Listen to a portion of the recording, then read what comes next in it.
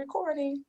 Okay, hello everyone and welcome back to Pivot to Inclusion, our YouTube channel where I'm Dr. Nasiah, Cirincione, Ulezi, and Dr. Scott Herbst discuss all things diversity, equity, and inclusion. And today we have been graced with the presence of one of the giants in the field of behavior analysis, Dr. Gordon Bourland. Now, I couldn't even do it justice, Dr. Bourland. Oh. I want you to just tell our viewers a little bit about yourself. Well, okay, sure. And I'm honored to have this privilege to chat with you guys. Thank you. Thank you for being here. Yes. Yeah. Because I've been a behavior analyst for a long time. Before we started, I was showing Nasiah my mug. It's from the 1990 ABAI. Actually, it was before there was an I. ABA convention in Nashville. It's a long time. Yeah. Back when I was young. But this was actually selling these mugs was one of the first fundraising projects, as I recall, of the International Development Group. ABAI's come a long way since then. They're no longer selling mugs for that purpose. They're selling them in the bookstore at the conference. But anyway, so thank you for talking with me. And as I said, I've been a behavior analyst for a long time. Just to give you a little background, because I guess you gave me permission to do that. Yeah. You can do that, yes. I learned about behavior analysis when I was an undergraduate way back in the late 60s.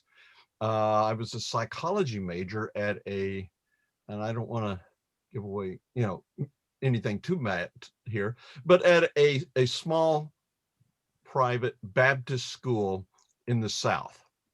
Okay. And I'll leave it at that.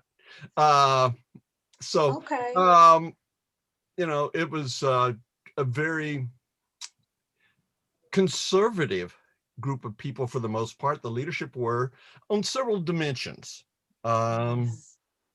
Biblically, in terms of theologically, they were, very conservative theologically, but also philosophically and politically. And those two words, they intersected in ways that I found uncomfortable, because I was reared in the South, in Texas anyway, where that is.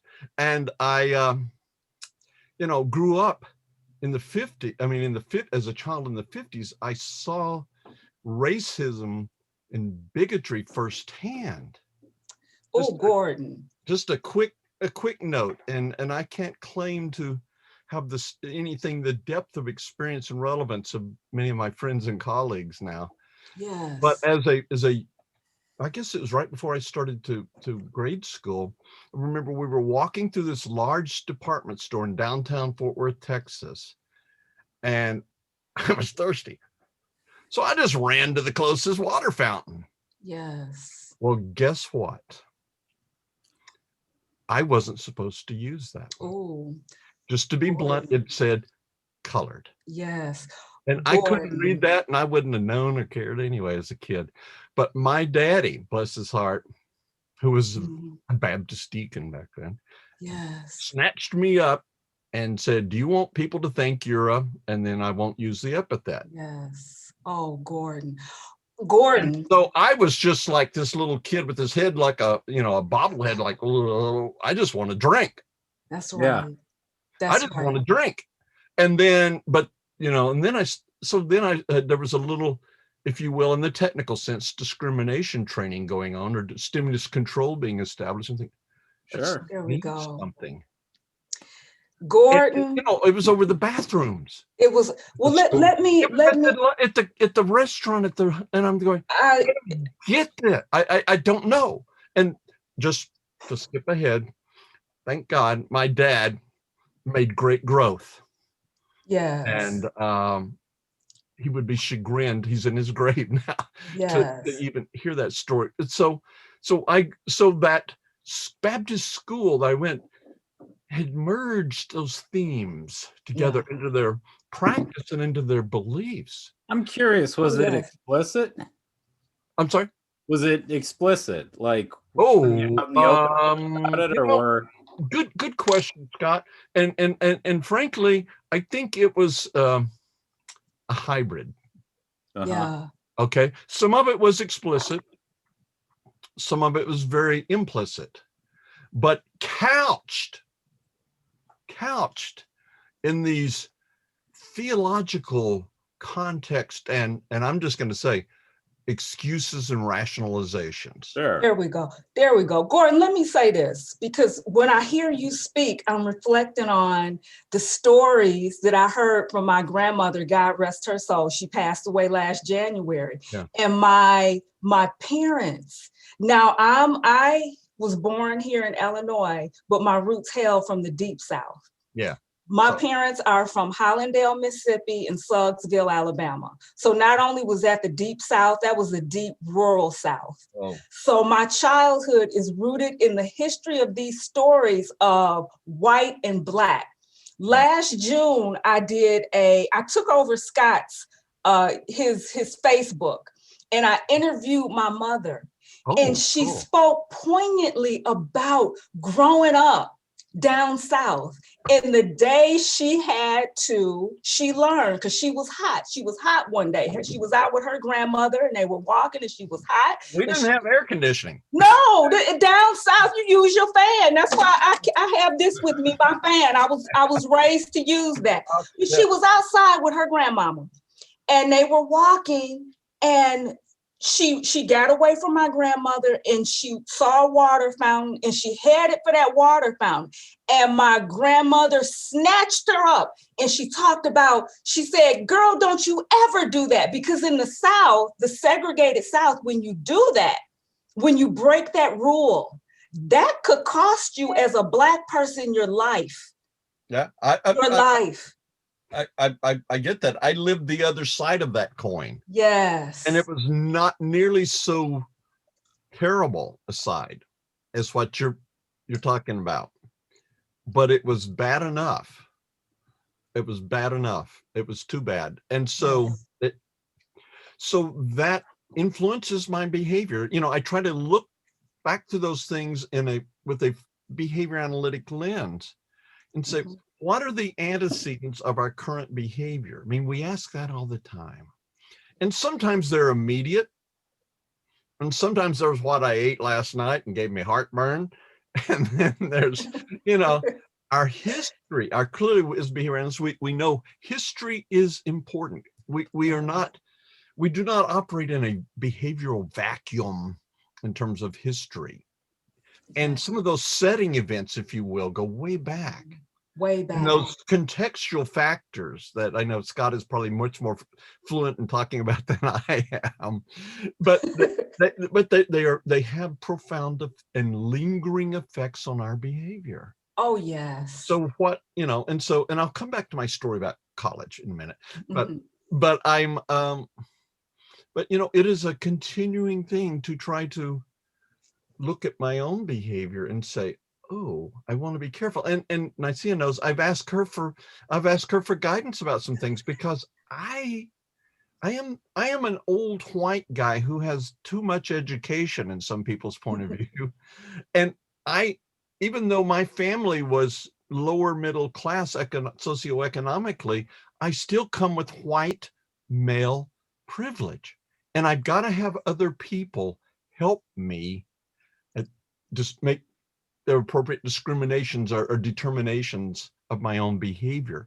Then I can, with that, it makes it easier for me to set in place self-management strategies that I can maybe use to help ameliorate that. I cannot eliminate it.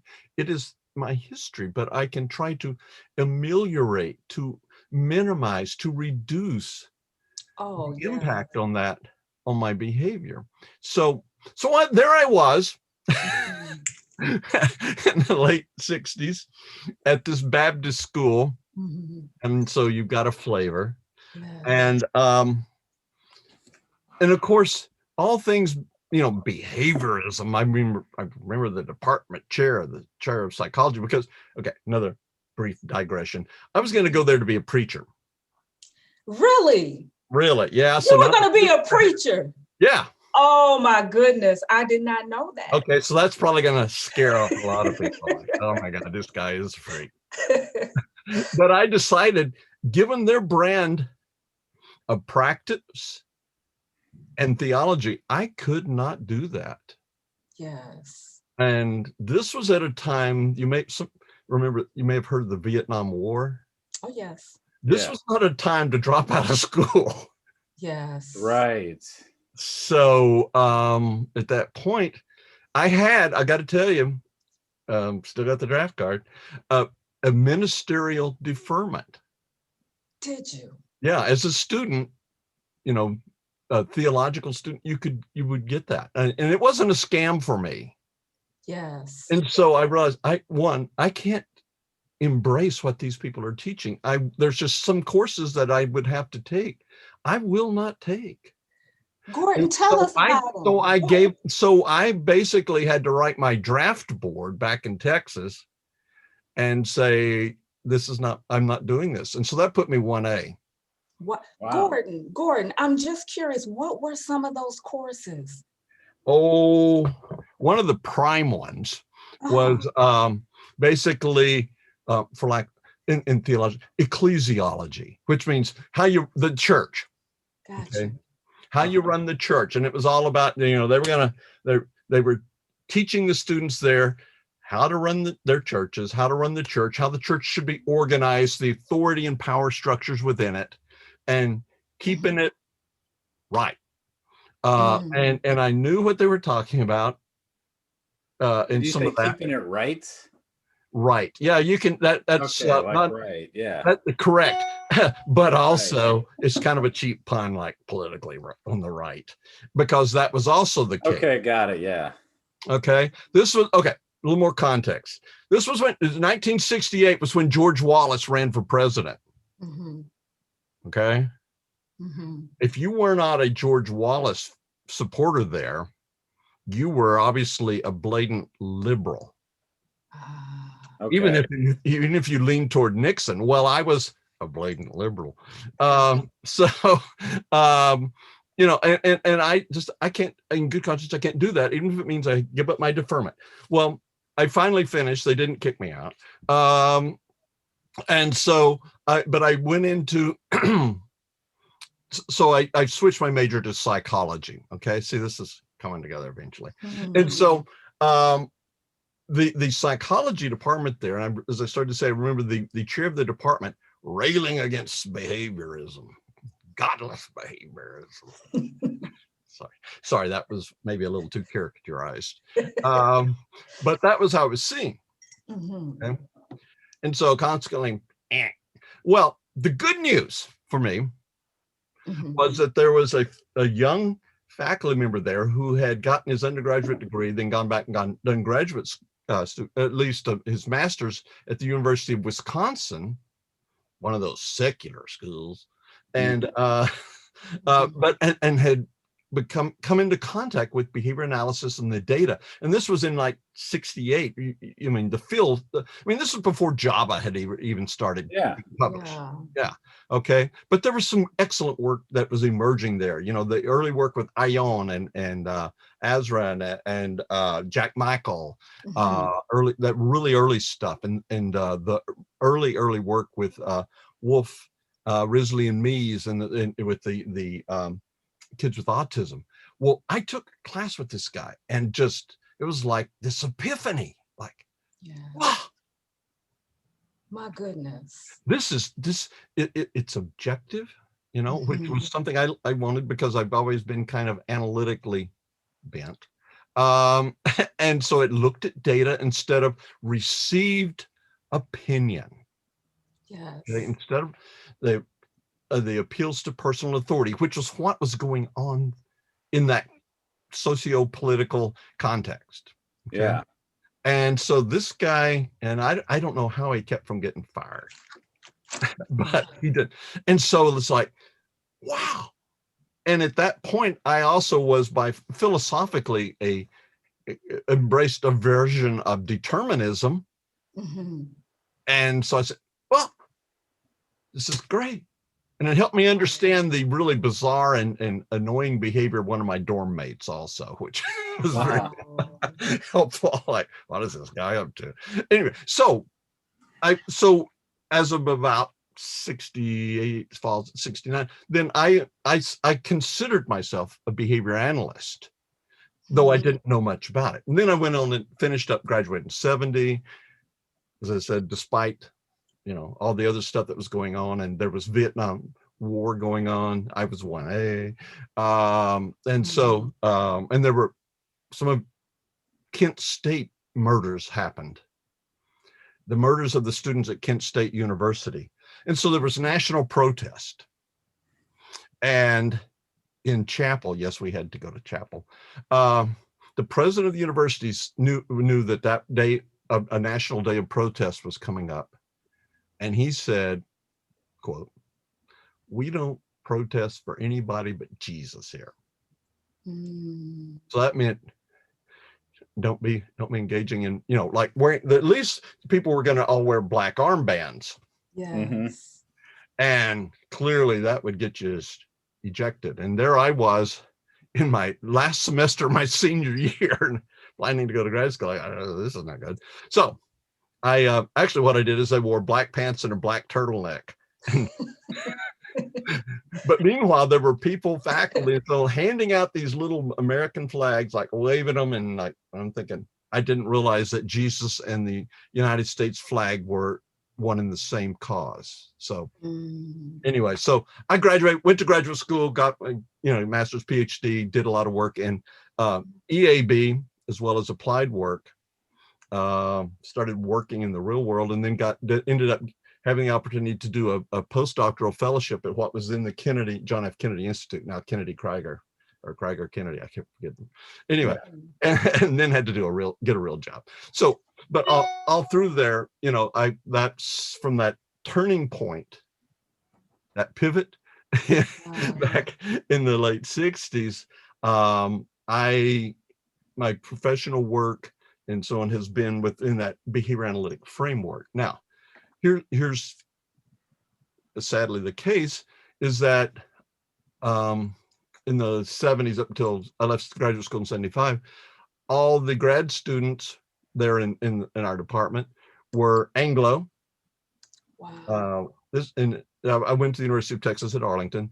In our department, though there were a lot of liberal faculty, don't get me wrong, and progressive people, good people, I'm not making fun of, but for whatever reason, the African American undergrads and Latinx students did not come to graduate school. And so there were some brilliant ones. I know I taught some of their classes. And so it was all white. Okay. And so then I started working in the real world, and guess what? A lot of the people there weren't white. And Go figure. Yeah. You graduated and it was all sorts of people you were working with. Who were they? Yeah, where they been? Well, actually, I kind of knew because I was involved in political activities. Yes. Despite being in grad school. And I have a question, Gordon. And I and I've told you this before, I appreciate talking to you and getting this history and listening to these stories. This is my question. Yeah. Gordon, back then, as you were going through school in your program, was there any discussion? There were no, you say, students of color. No. Was there ever a question as to, did anybody say why? Well, of course, I'm not privy to the faculty arguments. But did any of your peers say, you know what, if this is sure white around here, and given in that time, there were barriers to opportunity. Yeah, but there was a lot of civil awareness and so on, and political awareness among a lot of, but I got to say, no, I don't recall that really. I mean, there was, there was some diversity. This is, I hope not to trivialize it to make a lighthearted point. There were some people there from New York. Yeah. So, hey. I get it. So in essence, but faculty, there were some, I did overhear in the coffee room, in the lounge, some faculty saying, I remember saying, like, why can't we got to get these kids in? We've got, and I remember talking about one young woman who was African American heritage, and African heritage, and I taught her in an undergraduate class I taught, yes. and said, well, like her, Yeah. and said, you know, and so there was a lot of back and forth, but no, I am not aware Okay. that anybody took any steps. No steps. To look to that young woman mm-hmm. and try to, and I know this is one of your important themes, to try to mentor her and say, hey, yeah, would you be interested in working on your master's here? Oh, I mean, yes, you could work in my lab, you know, if you want to. I will make it happen. And maybe they did. I wouldn't be privy to that necessarily, but I have no. I mean, I remember we had at least one undergraduate young man who was, his family were from Mexico, and he was involved with some research, but then he got his undergraduate degree, and that was it. So I just realistically, I think there was a lot of perhaps unrecognized, unplanned, implicit bias. I in retrospect, and that's, you know, I'm certainly not going to sit and rationalize that. It just is. It was. That's what it was. And unfortunately, we're all paying the price now. We are. That's what I want to get to, because we cannot change the past. It's done. But I want us to learn from it. And right now, because I will tell you that I matriculated through my obtaining my education through a system that looked very much like the one you described. I was alone. So what I want to get at, because we're in the here and now, I don't want that repeated, and I want us to learn from our past. So if people find themselves in environments and you look around, what I really want people to get present to is there is a loss there.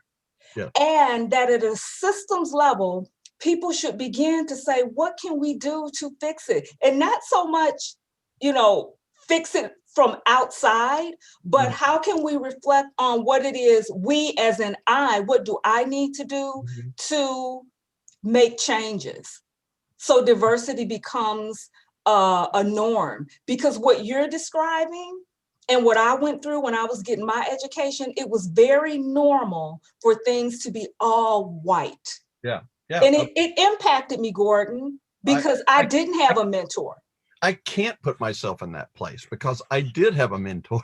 Oh, yes. I'm very thankful. But I think of this young woman, for instance, that young man. Right? Yes. They could have. But one of the things that happened over the ways, once what is now ABAI started, so there were some people, one of the things that happened at some point along early was that some people in behavior analysis started saying, look, it's all white guys. And if you read any of the information, any of this history. When do you think people started saying that? I'm sorry? When do you think people started saying that? I'm trying to remember. Good question. But I know when you're reading the history of behavior analysis, ABAI, Fox has some stuff about that. Okay. Sorry, not Dick Fox. Malott. I get, guys, they're very different. I can tell them apart. Though, but they're and talked about that. And so he talked about women coming in and raising their voice, like Elsie Pinkston, the late Elsie Pinkston, and some other women then who were saying, hey, we need a role. We got to have a role. We need a voice here. So that was, I think, a crack in that.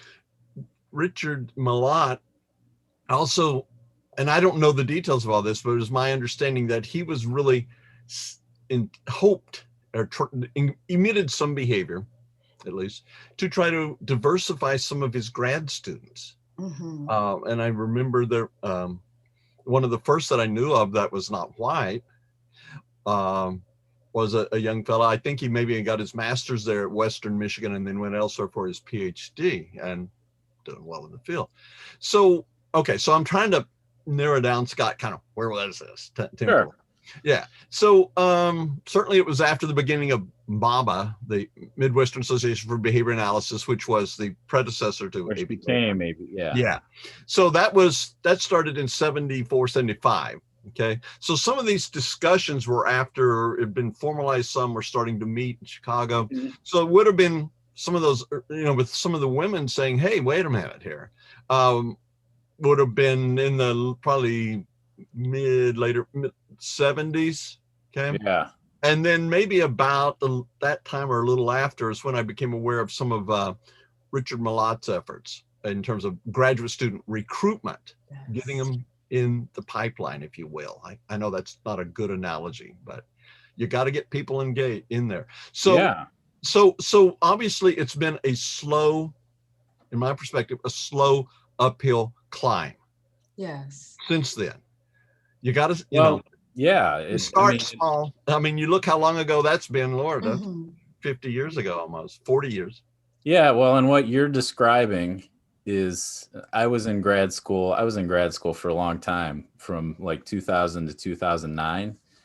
And the graduate environment you described was the graduate environment I was a part of.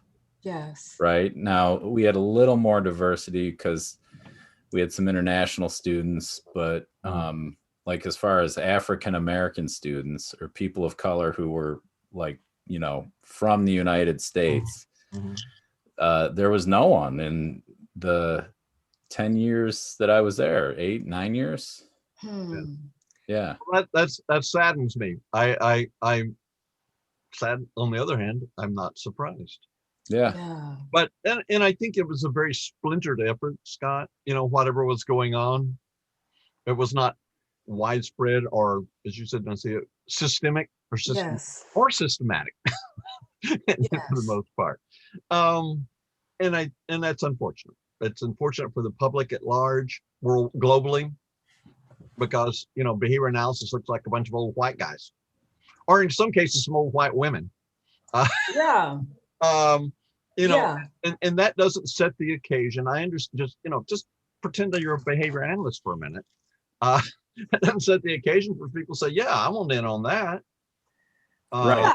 Or who wants in on that? Let's talk about some more, cultural imperialism coming our way. That's again, a lot of my work has centered around kind of heightening awareness towards the fact that we do need to diversify, because that's good for the field. Right. So I want to talk a little bit about that, Gordon. Sure. Just moving towards the future. I know ABAI is making some efforts now in order to create more diversity in the field. Some of our other governing bodies are. Yeah. From your lens, because you've had an opportunity, like I said, you have that historical perspective. What do you see as some of the more effective interventions to create more diversity, to create that sense of belonging and inclusiveness? What have you seen? What do you propose? Okay, well, first of all, I have to articulate a caveat here. I'm not aware of much data that bear on this issue, but that may just reflect my own narrow scope. Yes. But that's me. But that doesn't keep me from having opinions. Right. Share your opinion. Yes. So I think there's several things that would be wise to at least try, and I think humane and appropriate within and justified within our profession. One is happening to some extent is that where organizations are starting to declare their awareness that there's a problem. Mhm. Okay, that's important for sure. Yes. But you know, getting a diagnosis doesn't necessarily make me healthy either. Right. This means now I know what's wrong with me. Yes. But it's important. It can be important. So I'm Sure. not realizing that. So we need to acknowledge, and I think that's happening in the U.S. anyway. You know, the ABAI has the committee, the board. I'm sorry, DEI board. It has a statement and so on. As I'm chair of the ABAI affiliate chapters board, of which Nasiah is one of the board members. Yes. Which is great. But so we had put out a statement, a lot of other, and the chapters, at least within the US, the ABAI affiliate chapters, have put out statements indicating this is the problem. We need to fix this. We want to fix this. Okay. So that's that's a step. But I think then we have to then ask, okay, how do we implement this? Because otherwise that we run the risk of engaging in the notorious bureaucratic approach, which is, okay, well, we issued a statement, by golly. Oh, yes. And, you know, we all know how well that works. But it can be a first step. And as behavior analysts, we know about moving in gradual, small steps, gradual approximations. Though, I want to be clear, I'm not necessarily one of those gradualists that say you wait forever. Right. Sometimes never comes. But anyway, so then I think we need to do that. Well, one thing is to actively promote or look within our own organizations, ourselves, our practices, whatever, our companies, and say, do we, you know, in terms of our hiring practices, are we giving people that don't look like me fair opportunities? You know, and there's certainly work that's been done within just human resources field and all like that about how we can try to be careful to not about inadvertently, implicitly ruling out some people and narrowing the applicant pool. Okay, that of course we can do that. We just need to do it. Within our organizations, we need to do similarly. And we need to look and see, okay, how can I bring, you know, other people, help bring other people, not just make them aware of the problem, which needs to be done, and having presentations about we should do these things and these are wrong. I mean, frankly, some of that and brings to mind some of my earlier experience about going to church, and it's like, okay, here we're going to go to church and get beat up about how bad we are again. Yes. You know, I concede I am a sinner. Okay. Now, what are we going to do about that? Yeah. But, you know, and so we can concede we have this implicit, I hope not explicit, bias within our organizations and maybe our companies and our practices. And so what can we do about that? And one is to then say, okay, try to make sure that everybody has a fair opportunity to be in. Look to, in fact, deliberately engage people to bring them in, not just, you know, wait and random say, well, nobody applied, so right. Too bad, because that isn't going to work either. I'm and so so glad. we've got to try to bring people in. And like I said, like that should have happened with those young undergrad students, that someone should have gone up and said, hey, you seem to really, you've got a real good handle on some of this. Would you be interested in working in my lab? And maybe at least, and you know, maybe coming in as a grad student, or maybe get some lab experience so that you can bolster up your grad school application, and maybe you'll have more choices. Yes. I mean, those things don't necessarily cost us a lot of money. That's right. And so I want to be clear, some of what needs to be done isn't about money. Yes. It's not. Okay. But what can we do? Can we help bring those people in? Can we be mentors to them? Within our organizations, we need to be asking ourselves, and Nasiah knows I've been having this conversation, and we're looking within the ABAI affiliate chapters board. How can we help the other chapters get in? But how can we give them something with shoes on it that makes a difference? Not just like beating them over the head one more time. But actually helping promote a change in behavior. And I think part of it is how we can, and there's some good things going on there in Illinois, from what I understand. Yes. And I think it is just awesome. And I've asked Nasiah to talk about that with our affiliate chapters board members. And we're looking at trying to bring some things together that we can talk, online presentations that we can talk to the ABAI chapters which are all over the world, is like 90 some plus chapters, not just in the US, but can Yes. say, here are some things that you could maybe do. Mhm. And part of it is, I am looking for, okay, can I identify someone? Can I personally identify someone that I can try to mentor in some way in my role as a member of a board chair or coordinator of the ABI affiliate chapters board, somebody that can come in and perhaps if they're interested, may not be interested, but try to engage with those things at the international or national level or at their state chapters, or that could, and other members doing the same. And then we want to talk about, I think at some point when we get this fleshed out more, how the chapters can do that. How can we just sit and talk? And sometimes I think, so this is like another thing, is sometimes I think we need to share stories.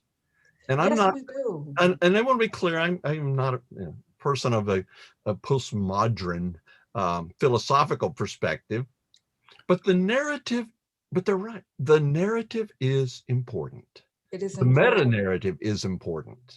It Okay? is important. And so people need to know. I think it's important that people know how our field, as I knew it, as their early Yes, was, and how we absolutely. missed opportunities.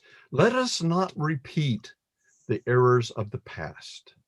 Oh, that. But we got to do it. We don't do it by just saying, "Oh, darn."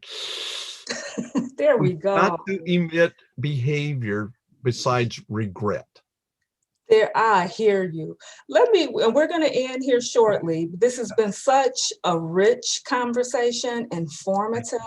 And again, I am so grateful for this opportunity to sit in this space and speak with you.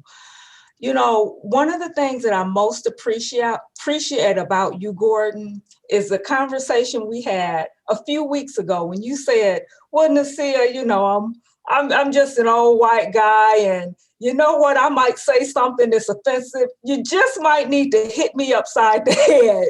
And this is what I appreciate about that, is what we truly need, because we cannot just admire the problem.